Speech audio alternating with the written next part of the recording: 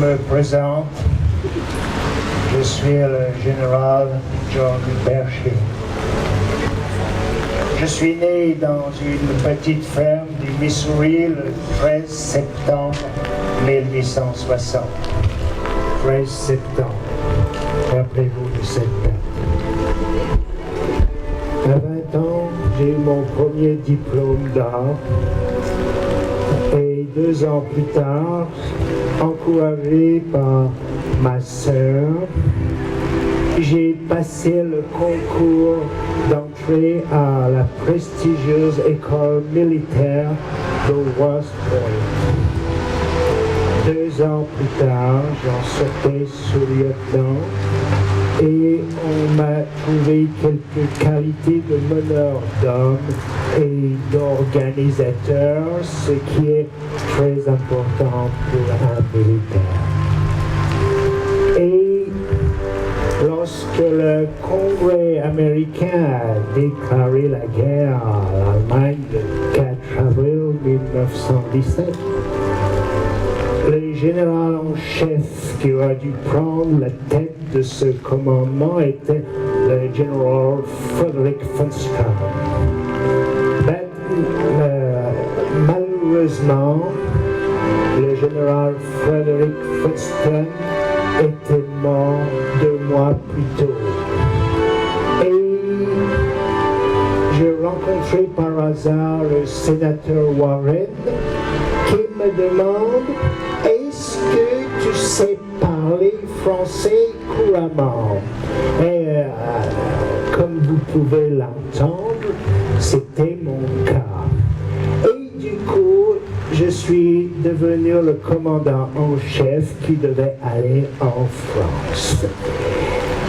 Le 13 juin, encore un 13, 1917, je débarque à Boulogne-sur-Mer avec 177 Samis, les 177 premiers Américains à fouler le sol français. Le soir même, je rencontre le président de la République, M.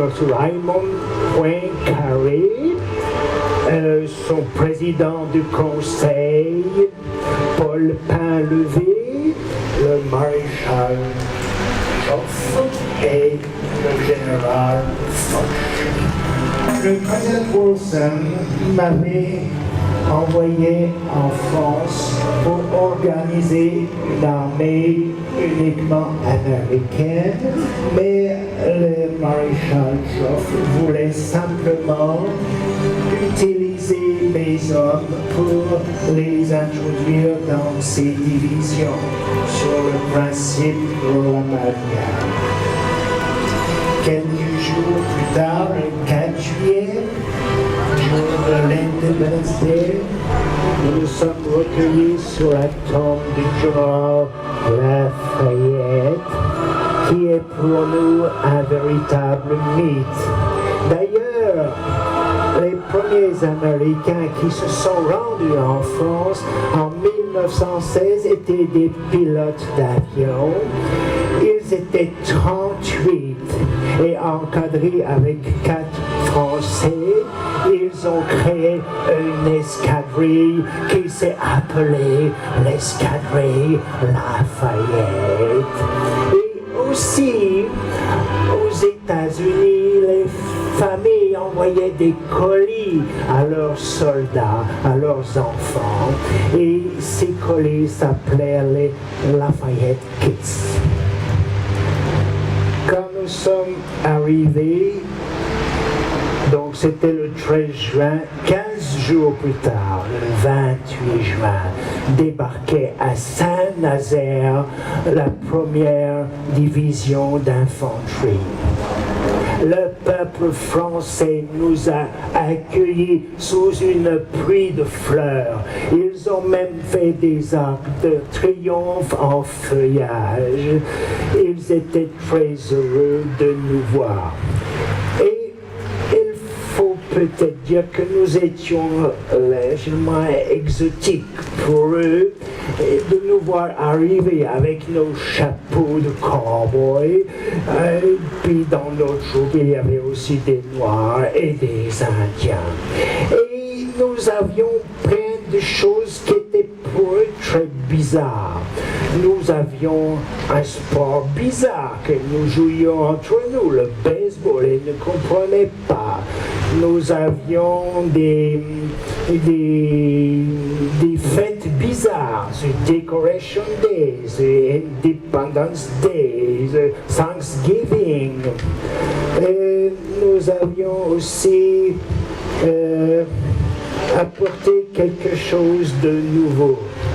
Nous leur avons apporté l'optimisme. Depuis 3 ans, les soldats français et anglais étaient dans leurs tranchées, sous le feu des bombes. La guerre n'avançait pas, ils étaient découragés, démoralisés, et nous, les Américains, nous arrivions avec le sourire, car nous voulions nous battre au nom de la civilisation. Et parmi, nous apportions aussi des chewing-gums, du tabac blond.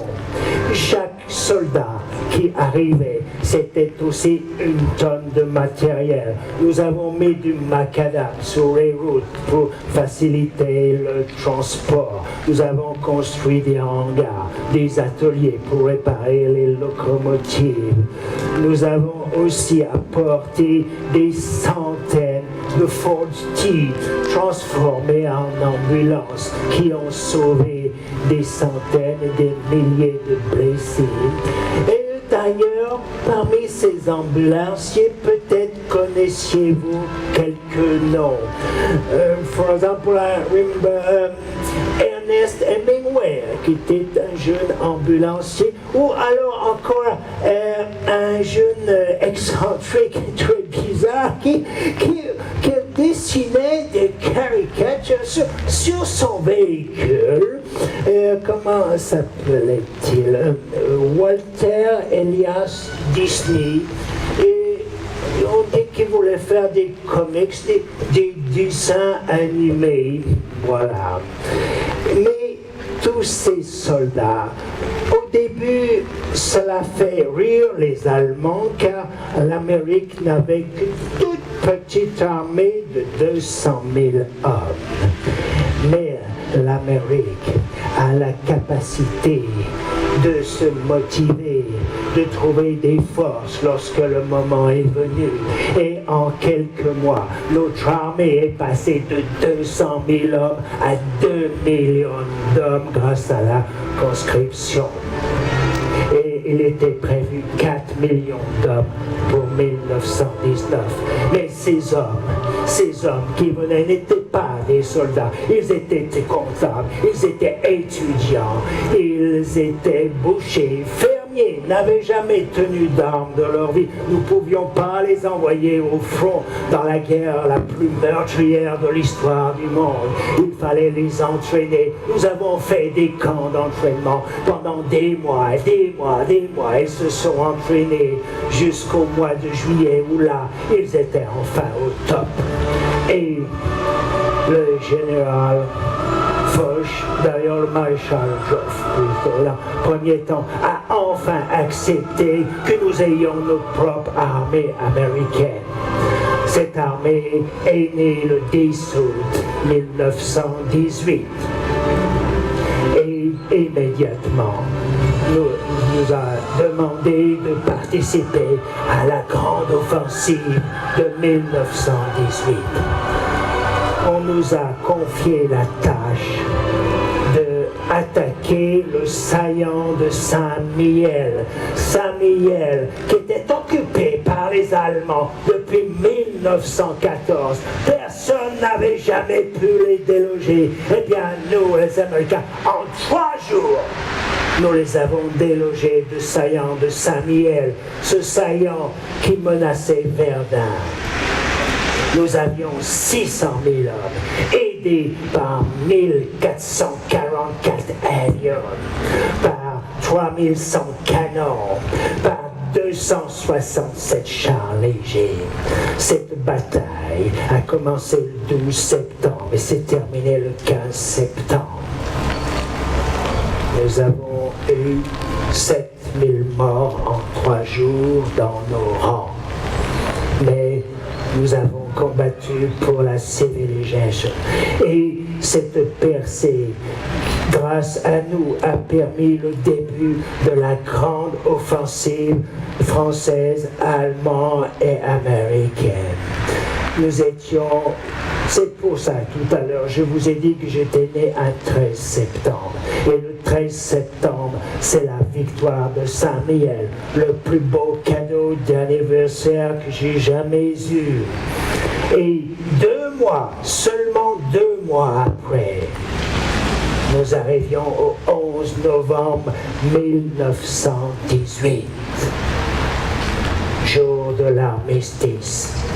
Et je ne sais pas qui a eu l'idée, mais comme c'était le 11 novembre, il a été décidé que le cessez-le-feu aurait lieu à 11 heures.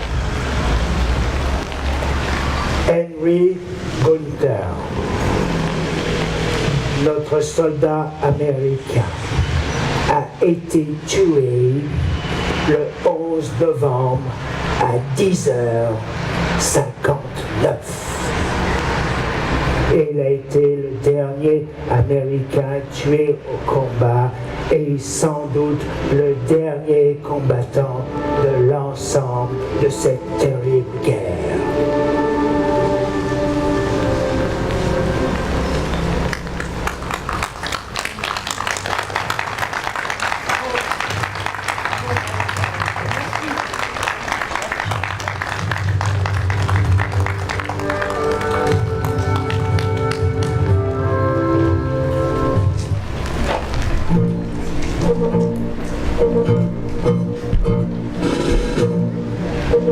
Le 4 juillet 1917,